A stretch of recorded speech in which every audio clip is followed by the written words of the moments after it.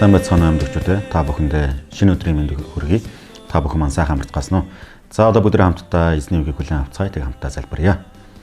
Их эзэн минь бид таны өмнө ирж байна. Таны бидэнд зөвшөөрч байгаа дахин нэгэн шинэ өглөөний төлөө танд баярлалаа. Хайр та минь энэ өглөө та бидэнтэй дахин ярих болтугай. Энэ өглөө таны үнэн үг бидэнд илчлэгдэж бидэнд бас дахин шинэ ухаарл ойлголтыг өгөх болтугай. Их эзэн Есүс таны нэрээр бид гойн залбирлаа. Амен. Амен. За бүгд хамтдаа Филиппой номын 2 дугаар бүлгийн 3-5 дугаар ишлэгийг хүлээн авцгаая. Тэгээ би та бүхэнд эндээс уншаад өгье. За энэ чинь гэж юуг ч аминч санаархал эсвэл их хэрхэг зангаар бүүхий. Харин даруугаар бие биеэ өөрөөсөө дээр гэж үзэж хүмбэр өөрийн ашиг сонирхлыг бос харин бусдын ашиг сонирхлыг хар. Өөр хоорондоо Христ Есүст байсан тийм бодолтой бай гэж хэлсэн. Амен. За хэрвээ та нар маань анзаарсан бол энэ 7 хоногийн турш ер нь ингээд Христэд итгэгч хүн бусдад харилцаан дээр үйл ойлголцолч гэдэг юм уу те эсвэл ингээд нэг одоо бусад хүмүүсийн зүгээс биднийг одоо янз бүрийн байдлаар одоо үгүйсгэж байгаа, доромжилж байгаа, дорд үзэж байгаа, эсвэл хавчиж байгаа те шудраг бусаар хандаж байгаа. Тэдгээр тохиолдлууд бид нар яг яаж хандах ёстой юм бэ гэдэг талаар ер нь хамтдаа суралцж байгаа те. Яг үүнтэй адилхан өнөөдөр ч гэсэн бид нар яг бусад хүмүүстэй харилцаан дээр ер нь бас бид нар яг юуг анхаарах ёстой юм бэ гэдэг талаар үргэлжлүүлэн хүлээн авцгаая. За бидний эзэн Есүс Христ тийм мэндэлсэн баяр тий өнөөдөр бол тохиож байгаа. 12 дугаар сарын 25 тэгээд дэлхийн нийтээр 12 дугаар сарын 25-ыг бол эзэн Есүс Христийн мэндэлсний өдөр болгож одоо бэлэгдэж тэмдэглэдэг энэ гайхалтай одоо өдөр байна. Тэгээд энэ өдөр ч гэсэн эзэн Есүс Христтэй адилхан одоо бодол санаатай болох тэрхүү уриалгад би та бүхэнд уриалгах гэж байна. За энэ чинь ингэж нэ юу гэж амж санаархал эсвэл их хэрхэг зангаар бүүхий. За юу гэж гэдэг нь бүх зүйлийн талаар ярьж байгаа тийм. Бүх зүйлийн талаар ярьж байгаа. Тэгэхээр мэдээж одоо их хэрхэг зангаар бүүхий гэхээр энэ чинь одоо харилцааны талаар ярьж байгаа. Харин даруугаар бие биенээ өөрөөсөө дээр гэж үзэж хүн бүр өөрийн ашиг сонирхлыг бос харин бусдын ашиг сонирхлыг хараа. За энэ нэг чухал зүйл одоо 3 зүйлийн талаар ярьж байгаа. Их хэрхэг зангаар бүүхий. За даруугаар хийгээрээ тэгээд бусдыг өөрөөсөө дээр гэж үзэж даруугаар хийгээрээ тэгээд бусдын ашиг сонирхлыг хараарай гэж 3 зүйлийн талаар ярьсан. За энд бид нар бас одоо анхаарах ёстой бас ухаарах ёстой ойлгох ёстой зүйл байгаа. За зарим тохиолдолд Христ итгэгчдэр ингээд яг энэ одоо хэсгээс те одоо ингэж боддог. Ер нь ингээл одоо дуугуул байгаад их ёстой байна. Тэ одоо ингээд даруугаар бие одоо бие биенээ өөрөөсөө дээр гэж үзээд тэгээд өөрийнхөө ашиг сонирхлыг биш харин бусдын ашиг сонирхлыг харах хэрэгтэй байна. Ингээл өөрийгөө гаргуун гарах хэрэгтэй байна. Тэгээ өөрийгөө ер нь ингээл одоо залайлах хэрэгтэй байна. Өөрийгөө ингээд хинч биш болох хэрэгтэй байна. Тэ гэх мэтчлэн ингээд ер нь л ингээд итгэгч хүн ингээд нэг юм сул дорой тэ ингээд нэг байгаа байхгүй мэддэхгүй тэ ийм байдалтай байх хэрэгтэй байна. Хин нэгэн хүн тэнцээ ингээд шудраг бус тэ одоо үнний эсрэг эсвэл ингээд зүв биш намайг ч юм уу эсвэл босод хүмүүсийг ч юм уу хохироогод байж бол ингээд чимээгүүл байж ах хэрэгтэй байна. За өчигдөр бид нар бас энэ талаар ярьсан тийм. Ингэж бодох гээд байдаг. Тэгээд эзэн Есүс Христэд байсан тэр бодол санаа нь бол зүгээр өөрийгөө ингээл зүгээр дэвсэж өгөөл тэгэл ингээл тэ ингээд одоо үхэл тушаасан гэдгийг хүмүүс зүгээр ингээл чимээгүй байж байгаа л халуулах хэрэгтэй байна. Чимээгүй байж байгаа л хохирох хэрэгтэй байна гэж бодоод байдаг. Гэтэл бас тийм биш ээ.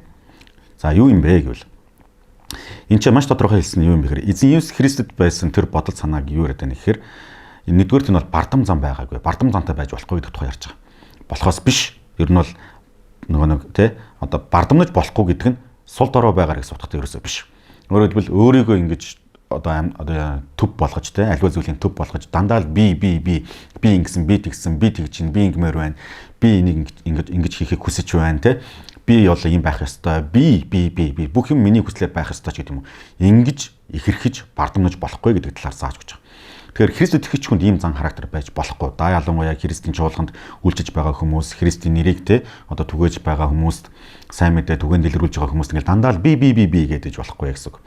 Тэгэхээр одоо чуулган дотроос те одоо нэг ийм хүмүүс байгаад итгэхдээ дандаа л би ингэсэн, би тэгж гин, би ингэмээр байна, би тэгэх ёстой. Эсвэл одоо те одоо миний хүслээр болох ёстой.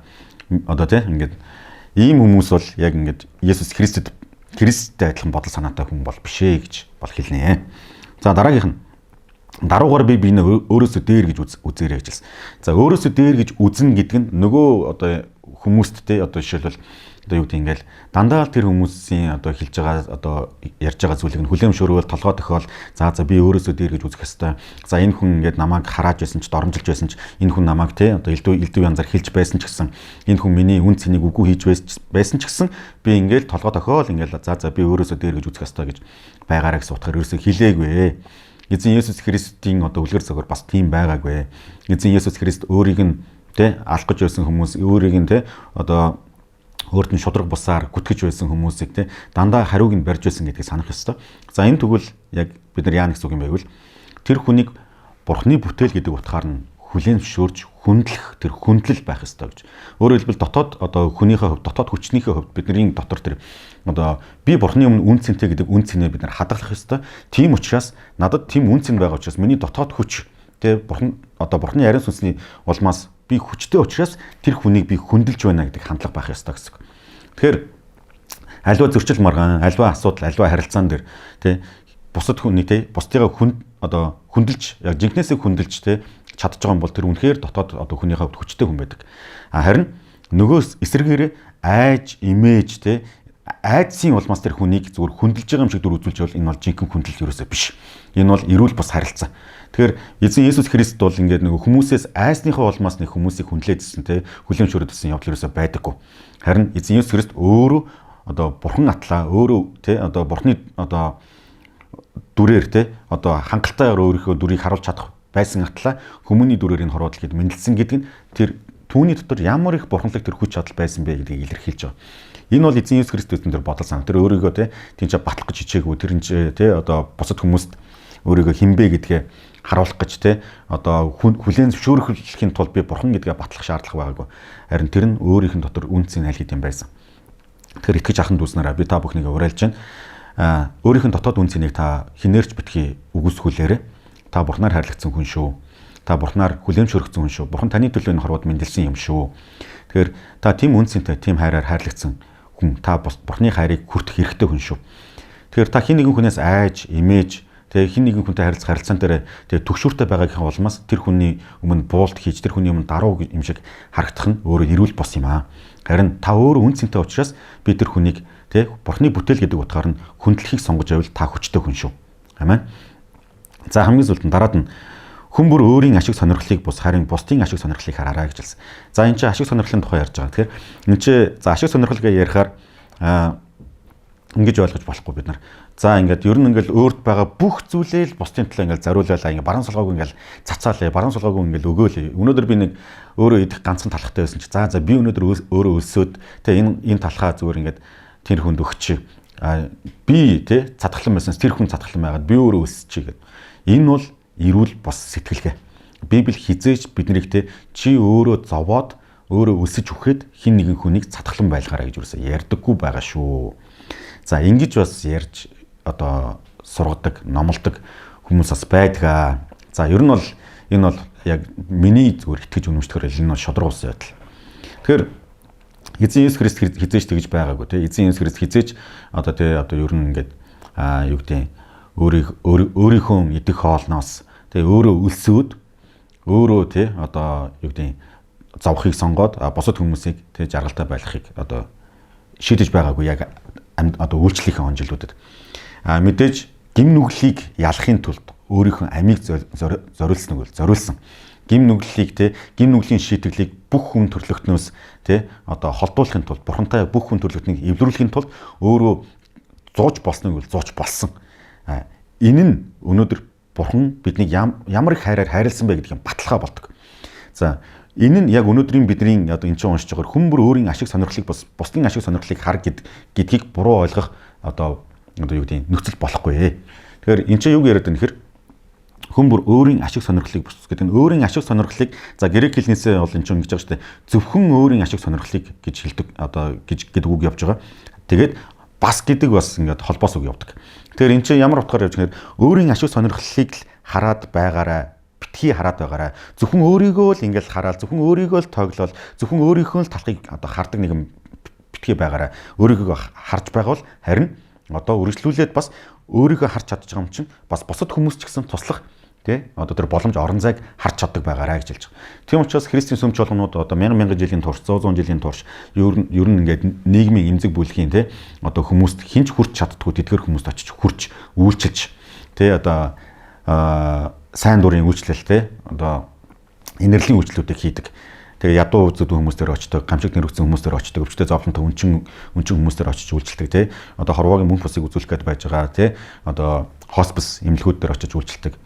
Тэгээд хинч хүрдэггүй, хинч тоодгүй тэдгэр хүмүүстээр христийн чуулганы итгэгч нар очиж үйлчилдэг. Энэ юутай холбоотой юм бэ гэхээр тэдгэр хүмүүс зөвхөн өөрийгөө хараад зөвхөн өөрийнхөө тий өдөр хоногийнхаа талхны төлөө амьдрахаас гадна мэдээж тэд амьдрах хэрэгтэй гадна бас өөрт нь байгаа боломж нөөц бололцоогоор бусад хүмүүс туслах тэр орон зайг эрэлхийлж амьдардаг гэсэн утгатай. Тэгэхээр би та бүхнийг өнөөдөр уриалж байна. Өнөөдөр бидний одоо хувьд л мэндэлсний баярын өдөр. Эзэн Есүс Христ бидний төлөө мэндэлсэн гайхалтай өдөр. Тэгээ өнөөдөр бүгдээрээ хамтдаа бусдын эрх ашигыг харж хайсан, бусдад туслах, бусдад инэрлийг үзүүлсэн тэр өдөр одоо болгоцгоё. Тэгээд дахин сануулъя та бүхэнд. Бардан байхаа болцгоё те. Бардан байхаа болно гэдэг нь сул дорой байна гэсэн үг биш. Сул дорой байна одоо биш байна гэдгийг үсэг өгөхөр үннийг дарсан, үннийг үгүйсгэсэн зүйлд бас үгүй гэж хэлж чаддаг байх ёстой шүү. Тийм мэрэгэн ухаантай байх ёстой шүү. Хоёрдугаарт нь би биенээ өөрөөсөө дээр гэж үзэн гэдэг нь зүгээр л толгой тохиод юунд чамаагүй толгой тохиод байна гэсэн үг ерөөсөө биш. Харин тэр хүнийг хүндэлж чаддаг дотоод хүчтэй байна гэсэн үг. Гуравдугаарт нь зөвхөн өөрийгөө л хараад байдаг, зөвхөн өөрийнх нь талхны төлөө амьдардаг биш. Харин бусдын талхны төлөө ч гэсэн хуваалцаж чаддаг зүрх сэтгэлтэй байцгаая. Амен. За бүгд хамтдаа залбирцгаая. Эзэн минь бид таны өмнө ирж байна. Бидний төлөө хорвоод мэндэлсэн гайхалтай өдрийн төлөө таньда баярлалаа. Эзэн тэгээд таны гайхалтай хайр, таны гайхамшигт нэгүслийн төлөө танд баярлалаа. Энэ өдөр бид таны үг сургаалаас бид хамтдаа суралцаад эзэн бидний төлөө одоо мэндэлсэн энэхүү өдөрт бас талархаж тэрхүү талархлын хоолмоос бас бусдад бид инэрлийг үзүүлж амьдрахыг хүсэж байна. Есүс та бидний бодол санааг, та бидний зүрх сэтгэлийг, та бидний сүнсийг шинчлэх болтугай. Их эзэн Есүсийн нэрээр гуйн залбирлаа. Амен.